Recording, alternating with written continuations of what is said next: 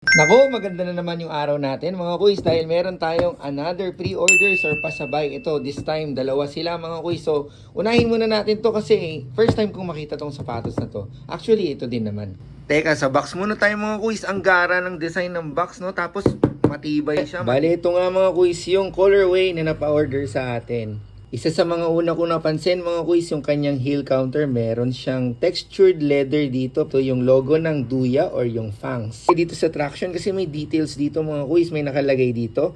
A snake in the grass. Bale, nandyan din yung word na Duya. Sa kanyang uppers mga kuys, meron siyang screen mesh na coated ng plastic. Meron din siyang TPU dito. Itong shiny na pink na to mga kuys. And surprisingly, malambot siya mga kuys. Lalo na sa part na to mga kuys, mapipress nyo pa. Dating pala sa midsole na ginamit mga kuys, ito mga pala yung isa sa mga technology na meron sila. Yung Q Kung Fu Light. Bali yung kanilang top tier midsole mga kuys, nilagyan nila ng lighter version. Tignan nyo naman mga kuys, grabe yung quality ng lace nito. Sa kanyang tang, meron din siya magandang breathing area.